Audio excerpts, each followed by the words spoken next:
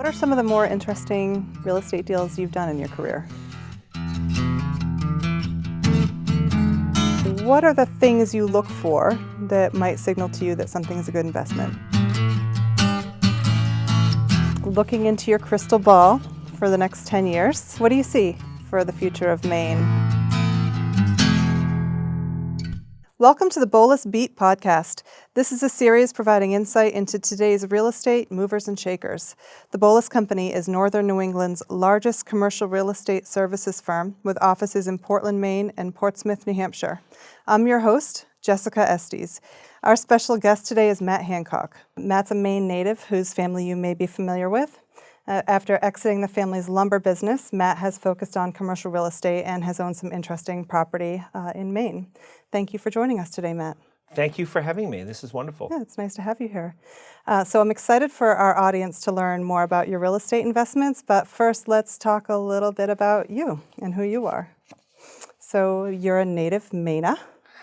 I am born and raised in Casco. In Casco? Yes. Okay, all right. What would make me a Lake Region Laker. Are you still in Casco these days? We are. We live right in Casco Village. It's right on Parker Pond in Casco. Nice. Great spot. This is a perfect place to live if you're going to be in Maine, right? Yeah, it's still got a good, there's a quintessential New England feel to it for sure. Yeah. Small town, you still know a lot of people. It changes a lot in the summertime, like a lot of Maine towns do. I think we're just over 3,000 people of year-round residents, but that goes close to 15,000 in the summertime. In the summertime. So, Wow. yeah, A lot more boat traffic on the lake. for sure. So people may know that you played basketball at Colby College, and you played in high school, I'm assuming. I did. We had some great teams at Lake Region High School. Mm-hmm. We won a state championship in 1985. I'm dating myself. It doesn't seem that long ago until you say it and add up years. It really right? wasn't that long ago at all. No, Nope. Sure. So what made you choose Colby? My brother was at Bowdoin, and my dad went to Bowdoin. So it seemed like a good pathway to venture off. And then a big reason for it was the basketball program, a legendary coach, some great athletes before me and after me, and it just seemed like Bowdoin was always a hockey school, and that Colby was a basketball school. Gotcha. So it suited you a little better. Yeah. So I did look at the Colby College website over the weekend just to make sure I have the most up-to-date information, and it looks like you hold at least 15 school records still in basketball. Does that sound accurate? Yeah, that might be true. I'm sure it is. Yeah. No, it was. We had some great teams. And one of the things I've loved most about my Colby experience, even after graduation, we were fortunate. We had a legendary coach, Dick Whitmore, who was there from 1970 until 2010. So it was a 40-year legacy. Wow. 40-year legacy of players and great teams and a lot of success. And that continuity of having one coach with that kind of leadership really blended all of us together, and so much so that I often find myself wondering who my real teammates were. The further you get removed, the Colby basketball family is just one big team. It's not just the guys you played with for your 4 years. And so many of you have stayed connected to the school as the years have passed since. Yeah. I've really enjoyed my time with that, and I think it was. I don't think it's something as a college student that you think about as much because you're so. I think we're really into the moment in those college years. I mean, I'm speaking for myself. I know I was. It was about this class. It was about this game. It was about this season. I don't remember waking up wondering what I was going to do after graduation or beyond. It just was very, very in the moment. you've mentioned your coaches a couple of times, and it seems like a lot of people with successful sports careers did have coaches that were highly influential in their lives, and sometimes that influence extends beyond the court. So I'm wondering if you had such a coach. Yeah, it certainly has, and I was. There aren't many days that go by where I don't relate back to my days at Colby College. I mean, I graduated in 1990, so we're a number of years past that. I got my 30th reunion coming in June, so Wow. which I'll be back for. But still, some 30 years later, or 34 years later, because I would have started there as a freshman. I still think often of some of the lessons and kind of some of the staples of our program. Coach Whitmore was loyal. I mean, every time I see him, he's so loyal to his players, his assistant coaches, members of the community, of the Waterville community. So that always strikes me. He's a tireless worker, and made us be tireless workers. We always played to win. Playing hard is one thing, but if they're keeping a scoreboard, right, the objective is to win. And so we always played to win. Yeah. And then the other thing, the piece he made us a resilient group, which is stuck with me. I almost redid my whole scope of what a calendar would be. We'd have a morning practice on Tuesday and an afternoon or an evening practice on Wednesday, and he'd treat it like we had 2 days off. And we'd be looking around. What do you mean 2 days off, right? So how does this work? We don't have practice. We have practice Tuesday and Wednesday. That's not 2 days off. And then after college, you decided to stay in Maine, raised a family with your wife, Tracy. You met her in college? We were high school sweethearts. Oh, you were? Yeah, it was great. I was 2 years older than she was, and we were somewhere between really good friends and dating friends at that point in time. And then I left for school, and then she left on her own path, and we were back at a mutual friend's funeral, unfortunately, but we were back in town at the same time, and we were both in between relationships, and hadn't caught up in a little while, and it kind of led, what are you doing tonight? And we went out for dinner, and then what are you doing tomorrow night? And we went out for dinner again, and then it happened maybe 30 nights in a row, and so it just kind of reflamed. So and you and Tracy have 3 daughters. Yeah, no, they've been so much. They've been our life. For our oldest daughter just graduated from Colby herself last May. So we've now got a 2-generation household of mules, and she was the captain of the basketball team there as well. So she was a great athlete. My middle daughter left Maine and really thought that flip-flops and a T-shirt were better than LL Bean boots and ski sweaters and ski jackets. And so she was at and is finishing up online, but is down at Eckerd College in St. Petersburg, Florida. And she was a great athlete. My 2 oldest daughters won a state championship together at Lake Region. Oh, wow. In 2014 as sisters, which is so fun. I mean, just so fun. They put so much time and effort into it and worked so hard, and had come close a number of times, and to see them have success, I was just so proud. I'm so proud of them. Great to see as a dad. And then our youngest daughter is a junior in high school, so we're not quite empty nesters. Pretty yet. Close.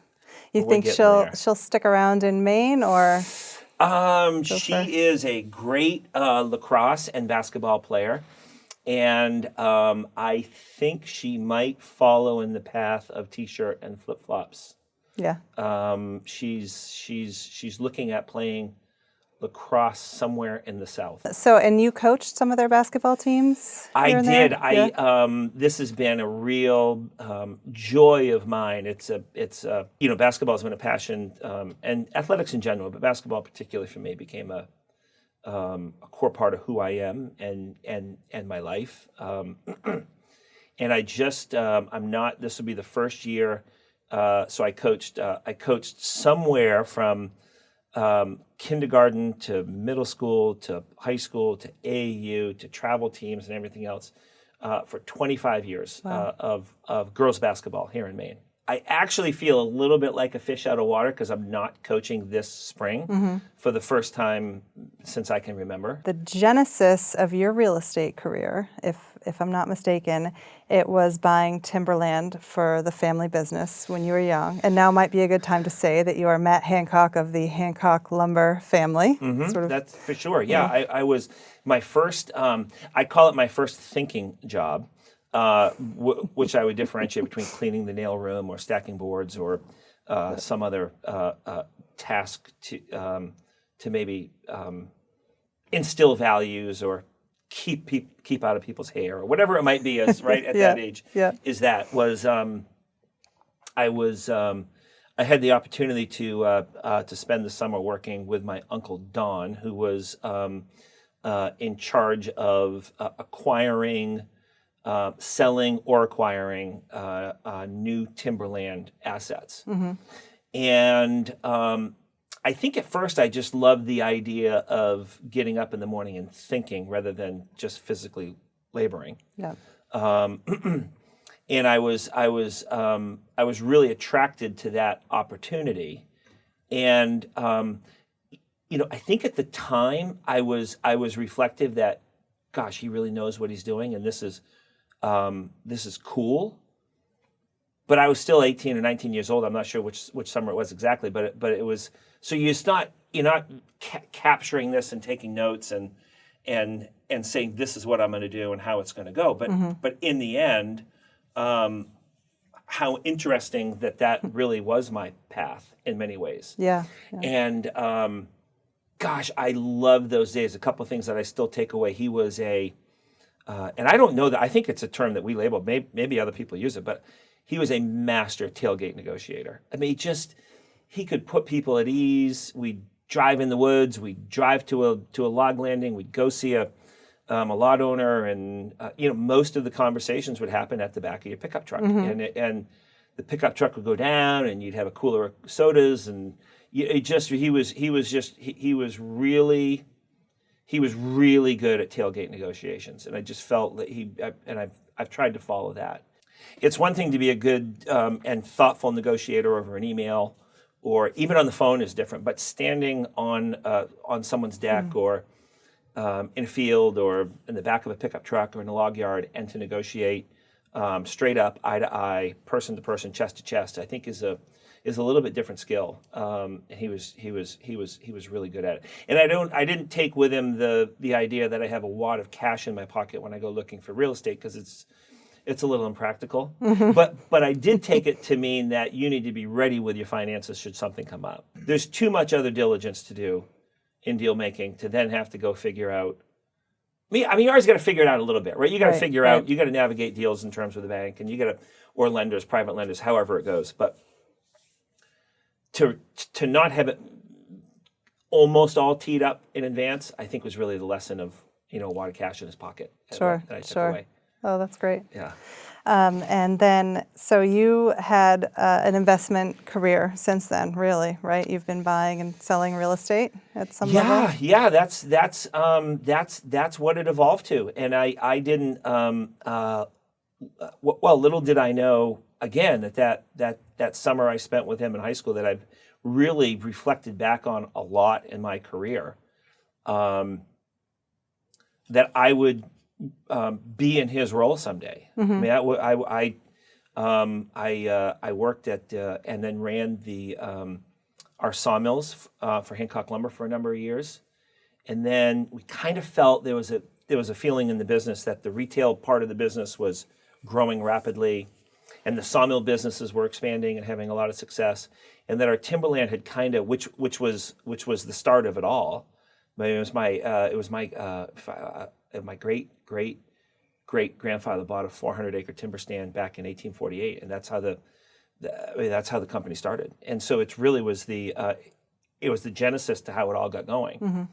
And then from there, we started cutting boards and floating them down rivers and hauling them around, and that's how it got going. But as it kind of ramped for that to circle back around, it wasn't. I don't think it was. It certainly wasn't preordained. It wasn't orchestrated. It just was. It was a sign of the times. My dad. I have a brother in the business as well, and he's in charge of Hancock Lumber. Runs it every day. That's what he does. But our dad died when we were young. I was 28. My brother was 29, and my brother was in the retail business, and I was in the sawmill business. And as it expanded, we just felt like that the timberland side of the business, which was the formation and the foundation, really, of the whole enterprise, had just kind of gotten dormant, and felt like there was an opportunity there to expand that, but also that it was an important piece to try to keep with the other parts of the business. So I ventured off into that, and then and before you know it, I was driving around like my Uncle Don, looking for timberland and buying land and selling land, and big wad of cash in your pocket. Well, there you go, right? For sure. Yeah, exactly. Ready to make deals. So perhaps the most well-known property that you've owned in Maine is Mount Abram ski area, which you bought in 2008. When I think about Mount Abram, in or out of ownership, I think about unpretentious. I think about non-factory. I think about an artistic community, and I just and nostalgic. I mean, how many people do you know who say, if you get into a conversation with someone about where did you learn to ski? I mean, Mount Abram really has done that for generations. It's a generational business. People think about Mount Abram that way. And so we had built a home up there before the mountain came on the market in 2008, or I guess maybe that was 2007. No, it would have been 2008 when it came on the market. And we were there, and I was buying land and real estate, and there was an offering sheet and a confidentiality agreement and a series of price negotiations, and before you knew it, we were proud owners of a ski mountain in the ski industry. Yeah, that's great. How interesting. So that must have been a big adjustment for you, a big learning curve, maybe a little bit of a learning curve to. It's a tough business. Yeah. It's a great business. Yeah, but it's a tough business. I think. I mean, I think you can. There's a lot of parallels across industry and business. I think leadership and management and being strategic and being financially on top of things. I mean, there's a lot of consistencies of whatever you're running, but then there are the nuances of every business that I'm not sure I realized at first how much one might soak in through being at the dinner table your whole life in a lumber or timber or building material businesses. You hear stuff, right? I mean, when my brother and I used to go to the Hancock lumber offices with my dad on the weekends, he'd sit on one end of the building, I'd sit on the other end of the building, and we'd sell lumber back and forth. I'd be 5 years old, and we're trading lumber across the ends of the businesses on these intercom systems. And my dad would get his work done, and we'd go to the gym, go to the ball field afterwards. But it was so we were, and the little things you pick up about an industry or a business that is just an accumulation of time. And when you dive into something new, and that business is really tough. Yeah. But incredibly rewarding, but really tough.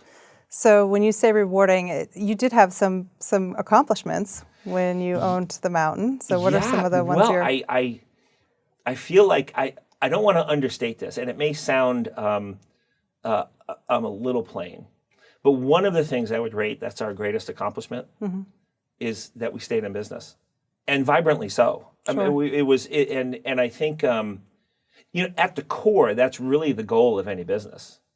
I mean, people put a lot of fluffy words around it, right? But if you can't stay in business, nothing else follows. Right. So I think staying in business vibrantly is is an amazing accomplishment in that industry. We did it for 10 years. And so you sold it a couple of years ago? I did. It wasn't. I was going to say it wasn't for sale, but it wasn't on the market, right? Right. Almost everything's for sale. Everything. What's not for In sale? my business, we say everything's for sale. Everything is for sale. I'm sure. Yeah. Still a little hard to let it go, though. It was hard to let it go. I didn't let it go entirely. Interestingly, in one of the things we did in 2000 and let's see, I want to get this right here. So in December 2014, we commissioned what was at that time, and I think this is a really interesting topic, but at the time, what was the largest solar field in the state of Maine? And I kind of feel like we cracked the code on this because we built it ourselves, we financed it internally, took advantage of the tax credits and the investment tax credits that were there federally, and we got a USDA Rural Energy for America program grant, and we kind of rumbled through this and created what was then, for a small period in time, of maybe it was an acre and a half or 2 acres, the largest solar field in the state of Maine. Now an acre and a half or 2 acres of solar field is nothing for what we're seeing. 30-acre plots and 50-acre plots and 1,000-acre plots are going to be popping up with solar. Right? We've got a governor who's very supportive of renewable energies, and it's just really opened up an opportunity that we're seeing happen there. So when I sold the mountain, long story short, when I sold the mountain, I kept the solar field. And I'm a private utility, if you will, because we lease the solar field back to the electricity back to the existing. So I kept a little bit there. Okay. And then my partner Rob Lally and myself kept a little bit of land off to the side of one mountain. So in case they do really well, and there are more homes and more demand for great living spaces at Mount Abram, we'd be able to take advantage of that. So I'm not completely, and I ski there almost every weekend anyway. Yeah. So it's all good. Yeah, that's great. Yeah. Yeah, it must be interesting to have ski seasons now where you don't own the mountain anymore. Yeah, I didn't notice this, but my brother said to me yesterday, randomly, purely monitoring on social media, how happy I look this winter, being in pictures and skiing and having time with my daughters and not worrying about, do we order red Solo cups? Did we make enough snow? Why is this broken down? What's going on with the groomer? What, all the things that would get in the way of pure mountain enjoyment. Sure. I love that business. I love the challenge of it. And I'm really, really glad we did it. And it was a great 10-year lifestyle. Yeah. And it was and I think very fortunate that we had an opportunity to exit it successfully. So you and I met in Portland. You were touring one of my listings, and you didn't buy it, but I don't hold that against you. But I couldn't find evidence that you really have invested in Portland. I've looked at a lot of property in Portland. And I consistently come away with the fact that I feel like I'm one step behind in the Portland market. Every property I look at in Portland, I wish I would have bought. If I was going to buy it, I would have wanted to buy it 6 months ago or a year ago. And I haven't quite gone there. I think the other thing that's true. I grew up in a blue collar town, and there's this thought that no one ever goes northwest in Maine. Right? You always go southeast. I mean, if you live in Freiburg, you go to Bridgeton. If you live in Bridgeton, you go to Windham. If you live in Windham, you go to Portland. You always go southeast. And I just, I actually like going north and northwest. It just is. It seems like it's against the traffic. And so I've never felt like I've had a command on the Portland market. And I have this aching it's somewhere in the back of my head that I'm a step behind everybody else. And for whatever reason, I haven't felt that way in other areas that I have found what I feel like I found really good opportunity in. And so we'll see. I'm young. So I remember calling you when you said you didn't want to buy the listing that I showed you. And I asked you, well, what do you want to buy? I'm a broker, so I'm going to find something to sell you. And you said you like college towns. I love college towns. Yeah. Why is that? And well, there's organic energy in college towns. Right. I mean, it is an energy that you have to create. It gets created there. And I've invested in Waterville, in downtown Waterville, which I've got 2 great projects there. I've invested in downtown Lewiston. I've got investments in Wyndham, right next to St. Joe's College, or just down the street from St. Joe's College. And I've got a cluster of investments in Brunswick at the old Brunswick Naval Air Station, now Brunswick Landing. I just find that there's a real desire when you look at tenants, right? What do tenants want? I mean, tenants want a good space at a fair price, something that's dependable and it fits their needs for their business. Of course, all that stuff, right? But they also want to be part of a robust community. They want great places for coffee, great lunch opportunities, the arts, things that attract employees as well, affordable living, right? I mean, and access to talent. Yeah. And there's no place in the world that has a greater access of talent than college towns do. I mean, it's the nature of what they do. It's their business is to recruit talented kids and then foster more talented kids. So you've got this pool of really neat, smart people with progressive styles and thought processes that I just find so attractive. Good energy. Great energy, yeah, for sure. So what are some of the more interesting real estate deals you've done in your career? Yeah, it's a great question because it's I've done some really cool ones and some good ones that have worked really well. And I think I can only speak for myself. Some that didn't work as well as I hoped, but I think that's the nature of it. The one that has always stuck in my mind is the acquisition and then the spinoff of Tumbledown Mountain.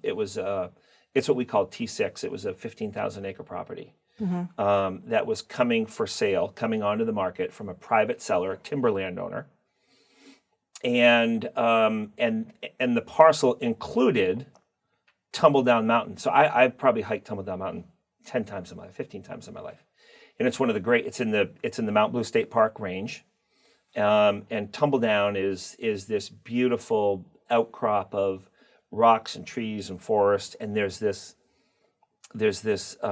small pond pool at the top of the mountain, and you hike up, and there's a couple ways to get up there. One is like straight up the cliff through the chimney, and people who have been there, we know what we're talking about there.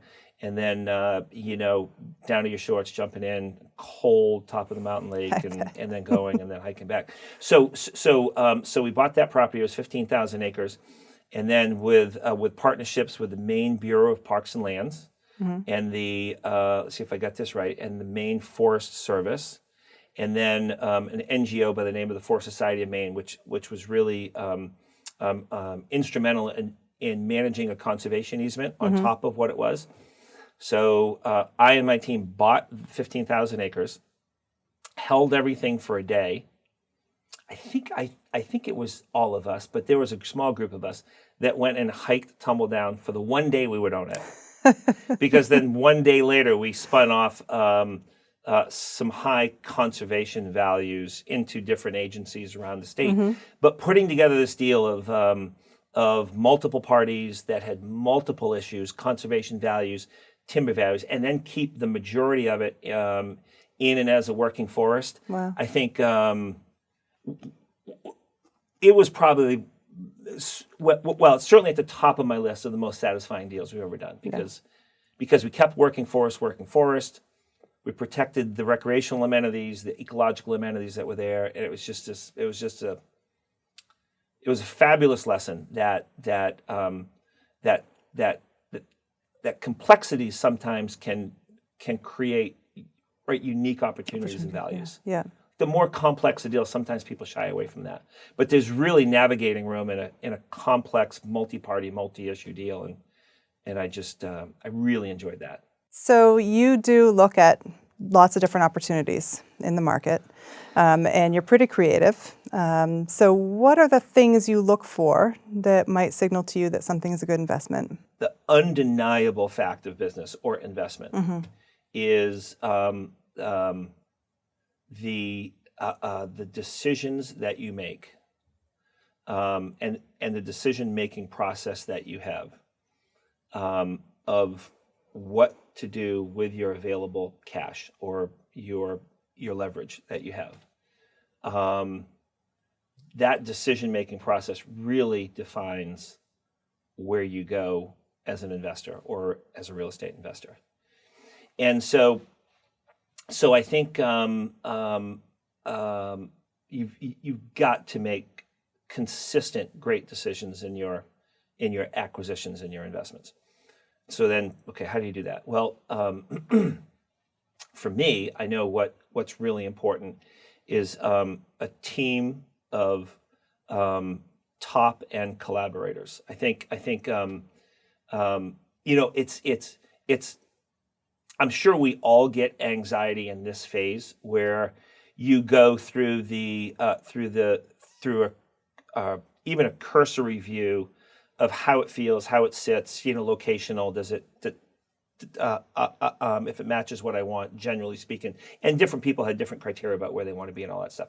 But once you get through that, and you dive into that period of, okay, I am going into the diligence phase with really good professionals on my side, and yet not knowing if we're really going to close this or not. There's a period usually of 30, 60, 90, 120 days, whatever it takes, where you're feeling pretty exposed, right? Because having a great team of collaborators, whether that's banks, insurance advisors, brokers, and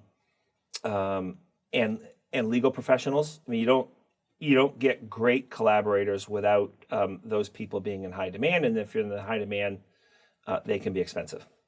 And so you go through this period of that. But I find that if you can surround yourself with really, really smart people, and then don't anchor them.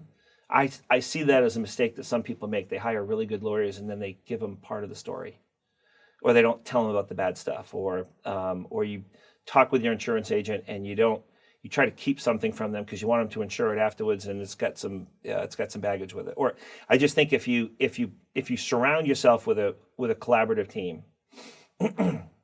then you got to be wide open with them, right? Because they can't do their job for you if you're anchoring them too. Sure. If you're giving them a piece of the puzzle. So, and then of all of those groups, I think for me maybe, and I see it in the market, I think one of the most underrated advisors in the market are insurance people. They're just, they know everything about everything. That's their job. Right? That is their job, to know and if you can happen to find an insurance agent who has a history with the building or a history of the property, and it just is. Their information. I don't do a deal without talking to my guys that I work with on my insurance end. They're just brilliant people, and I think they actually like being involved. If you involve them, I think people always see insurance people as a necessary evil, and I don't. I think that's a mistake. I think you can see insurance premiums as being evil, or you're like, gosh, that's a lot for this property. But the value and the knowledge and the insight that they have to the market and to risks, they evaluate risks all day long. Yeah. And that's basically what we do. So there's no one you're more aligned to in these deals than your insurance advisors. Yeah, that's interesting. I remember when we went through due diligence on a deal a year or so ago, you were talking regularly to the insurance people, and I thought that was pretty creative and unique. I don't see a lot of investors and developers taking advantage of those relationships. So now your secret's out. So in 2019, you purchased the Lewiston Gateway portfolio, which is 3 office buildings, the land underneath the Southern Gateway Garage, and a couple of other parcels right there on Canal and Lisbon Streets in Lewiston. Tell me a little bit about that transaction and your plans there. Yeah, this had like every deal did had so many interesting parts to it.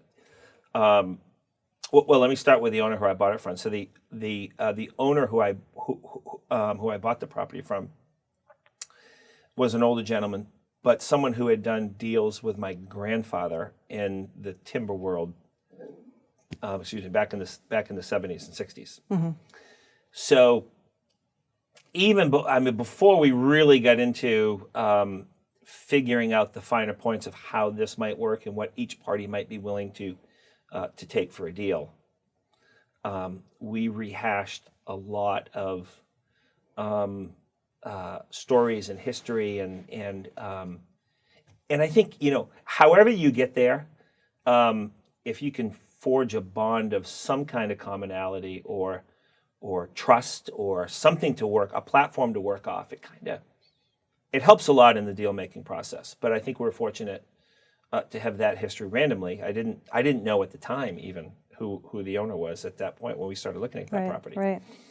And but I had been looking in Lewiston for a while. I've been so attracted to downtown Lewiston. I just think the resurgence of the mills and the mill buildings, and if you follow it today, there's investors from all over coming to Lewiston. Yeah. And the city feels it has a great feel to it. It's got great culture. It's got one of the best schools in the East, right, in Bates College. Mm-hmm. And then USM is also in Lewiston, which adds a second layer there. Central Maine Community College is right next door in Auburn. So you got just inspirational thought that just crops up, and then you've got a very diverse culture there Mm-hmm. with displaced immigrants from around the world, longtime native Mainers that call Lewiston their home. Some great founding businesses, multi-generational businesses.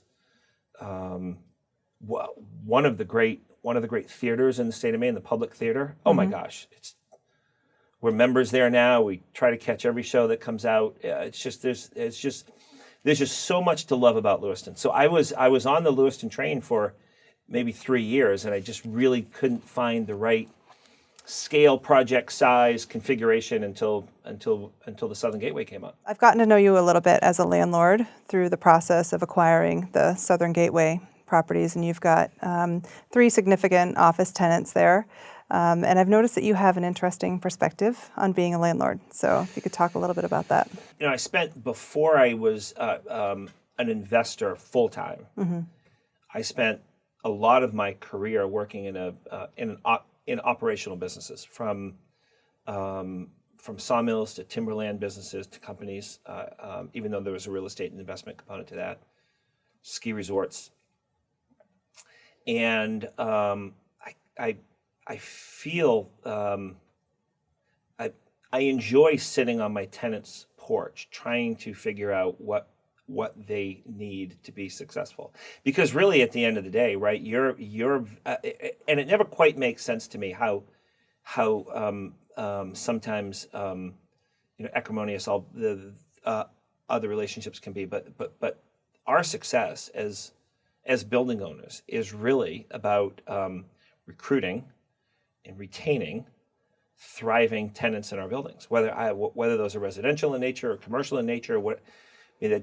Our businesses don't succeed without the tenants. Mm-hmm. And so while there's a clear line between that's your business and you do what you want, I think there are a number of ways that landlords and tenants can work closely together. There's usually, in any deal, if people will dedicate themselves to doing this, there's a post-negotiation opportunity in almost every deal. Right, you get a deal done because you never really know, you never truly know what someone else's line in the sand is, right, as they're sitting across the table. But after the deal has been inked, or it's effectively inked, right, there's an opportunity to, okay, how can we both increase value in this? I mean, there may be something that I took as part of this deal that really didn't matter all that much to me, or maybe there's things in that deal to you that, okay, I got it, but it wasn't this. I didn't need to have this, and so I think there's always an opportunity to increase that, and that really becomes about trust and communication.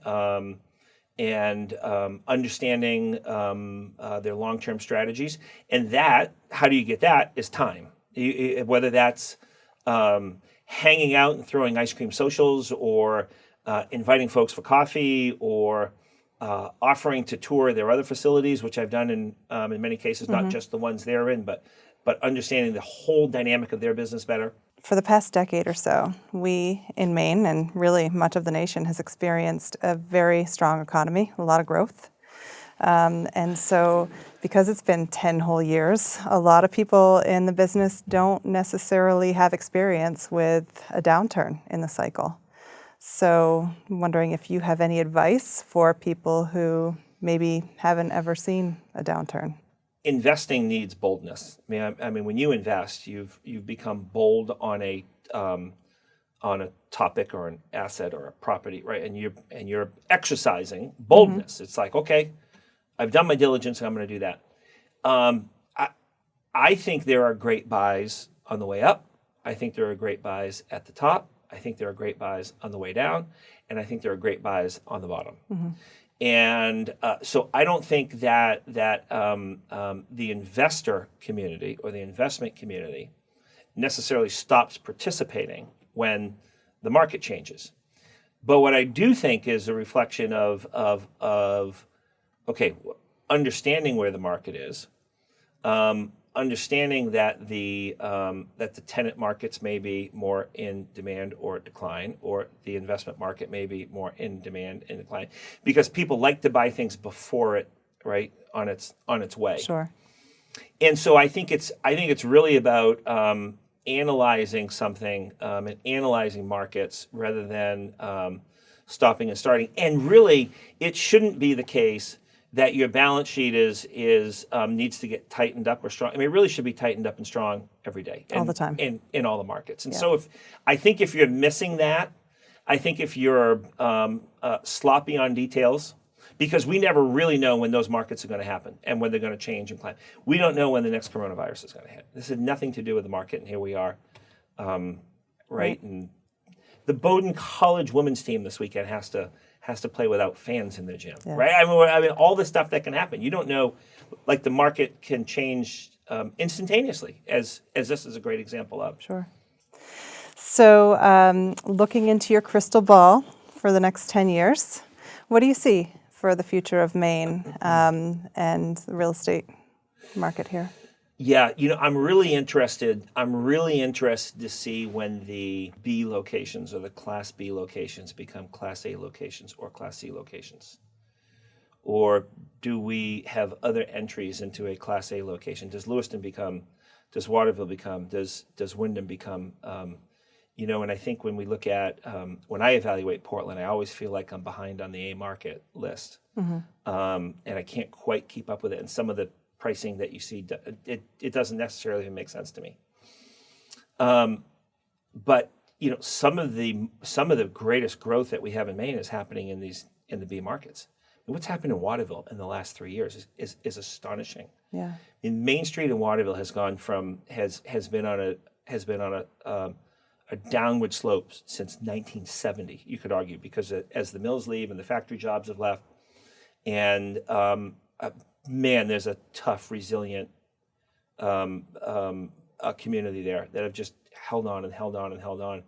And then I think really at the impetus of the college, who once moved out of the downtown of Waterville up to Mayflower Hill, but is now coming back to the downtown because they grasp how important it is for the universities and colleges to be linked to their communities. It can't just be, this is our hill and this is your downtown and here's our line, and because I think as the world or the thinkers of the world try to solve global problems, trying to do that in a tower on your own or on a hill on your own, I just don't think it works. I mean, to solve real world problems, you got to be in the real world, right? Yeah. And I think that's imperative there. But what's going on in Waterville? If you look at the growth, I mean, it's one of the fastest growing communities in the East. I mean, what's happening there with new businesses and storefronts and facade improvements, and Colby moving a new dorm downtown and buying other buildings and building a new hotel, and that's really attracted. I think investors with an affinity to Colby. A lot of Colby alums have invested in the downtown, and a lot of people who have nothing to do with Colby have invested in the downtown because they see the resurgence there. And at what point does that become does that change market grade? And I'm really fascinated. There's great movement in Brunswick. There's great movement in Lewiston. There's great movement in Waterville. And watching where those communities and where those markets peak, I think is fascinating. Mm-hmm. I think sometimes I think it certainly isn't a hyper market in Waterville. I kind of feel like people are still waiting there. And there's a lot of the requests that I've got for some of my spaces might be from a store shop owner in Fairfield, the next town up, who's on Main Street in Fairfield, that sees Main Street in Waterville doing something really unique that may not happen on Main Street in Fairfield or Oakland or Clinton or Pittsfield. Okay, but and so how do they get to Waterville and move their location to downtown and maybe still pay Main Street Fairfield pricing, which doesn't quite work because you've had to kind of ramp up and put more investment into the downtown. But there's to me, the way I describe Waterville is it's working and it's advancing, and there's quite a pile on the sidelines still waiting to jump in, and it's hard to know when that's going to happen. And so then that leads you, when do you take a lease offer, right? You take it now. We wait in 6 months. We wait in another spring season. Do we miss something? It's a fun time to see when those really resurging markets click or move to a new class. Yeah, definitely feels like they're on the right track though up in Waterville. Yeah, it seems like it. I hope they are. It's been exciting to see. It's been fabulous. Yeah. I hope they're moving that way. Yeah, agreed. I'm betting on it. Well, thank you very Oh my much gosh, for thank you joining for us having today. me. Yeah. This has been great. Yeah, Thank you it's for been having an me. exciting, Yeah, it's an interesting honor to be here conversation. with you guys. If you'd like to learn more about the Boulos Company, please be sure to visit us at www.boulos.com. You can find us at The Boulos Company on Facebook and LinkedIn, and at The Boulos Co. on Instagram and Twitter. And lastly, if you want to know the secret to owning real estate, it's pretty simple. Greg Boulos would say, just outlive your debt, but I would suggest that it would be helpful to hire a great broker along the way too.